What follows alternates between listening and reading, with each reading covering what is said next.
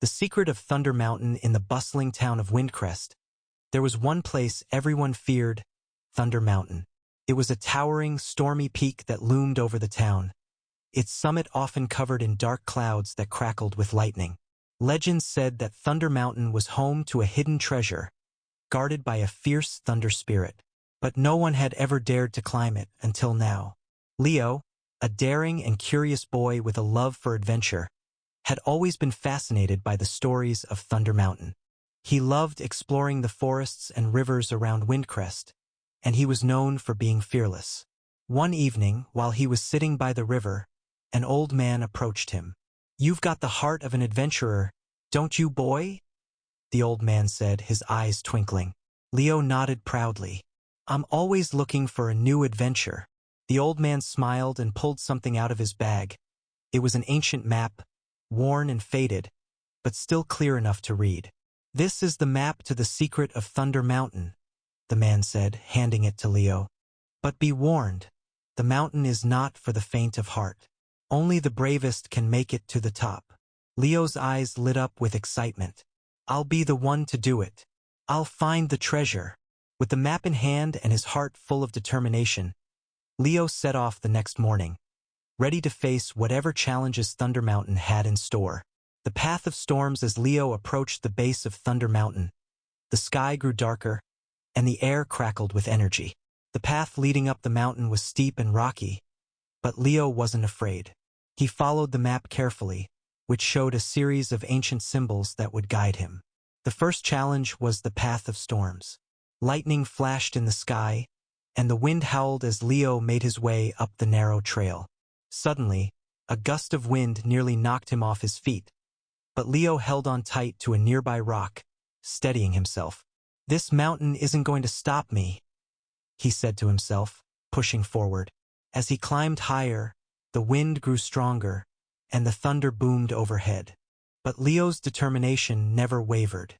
He knew that the secret of Thunder Mountain was waiting for him at the top, and nothing could stop him from reaching it. The River of Lightning. After what felt like hours of climbing, Leo reached the second challenge, the River of Lightning. It was a wide river with glowing water that sparkled with electricity. There was no bridge in sight, and the river crackled with energy. "How am I supposed to cross this?" Leo wondered, looking at the map. Just then, a voice echoed through the air. "To cross the River of Lightning, you must be quick and fearless." Leo looked around but saw no one. The voice seemed to come from the mountain itself. He knew there was no turning back, so he decided to trust the voice. Taking a deep breath, Leo ran toward the river, jumping from rock to rock as fast as he could. The water crackled below him, but Leo didn't slow down. He reached the other side just as a bolt of lightning struck the river behind him. Panting but triumphant, Leo smiled. "That was close, but I made it." The Cave of Echoes. The next part of the journey led Leo to the Cave of Echoes, a dark, mysterious cave carved into the side of the mountain. The entrance was huge, and inside, every sound echoed as if the mountain itself was alive. As Leo entered the cave, he heard a deep, rumbling voice. "Who dares to enter the Cave of Echoes?" "It's me, Leo," he shouted, his voice bouncing off the walls. "I'm here to find the secret of Thunder Mountain." The cave rumbled, and Leo saw a large, glowing crystal in the center of the cave. The crystal pulsed with energy, lighting up the dark space around it. "To find the treasure, you must prove your bravery," the voice said. "Step into the light of the crystal and face your fears." Leo hesitated for a moment but knew he had to keep going. He stepped into the circle of light, and suddenly, the cave was filled with images of the things that scared him most: darkness, heights, and powerful storms. But Leo stood tall. "I'm not afraid," he shouted. "I've come this far, and I'm not turning back now." As soon as he spoke, the images faded, and the crystal glowed brighter than ever. The voice of the mountain spoke again, this time with approval. "You have proven your bravery. The secret of Thunder Mountain awaits."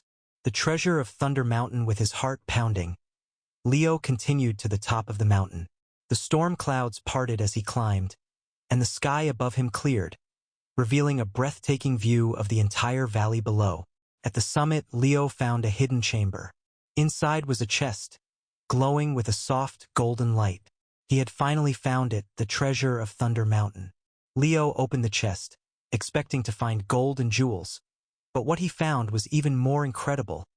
A silver amulet shaped like a lightning bolt, glowing with a strange, powerful energy.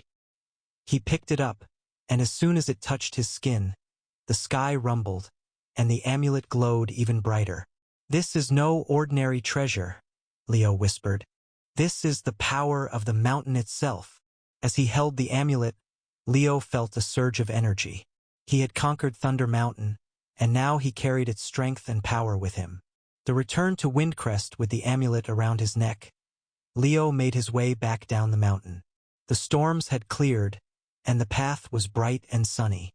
When he returned to Windcrest, the villagers gathered around him, eager to hear about his adventure. "You did it, Leo," they cheered. "You conquered Thunder Mountain." Leo smiled proudly. "It wasn't easy, but I found the treasure, and it's more powerful than we ever imagined." From that day on, Leo became known as the boy who conquered Thunder Mountain. And though he kept the amulet's true power a secret, he knew that with its strength, he could face any challenge that came his way.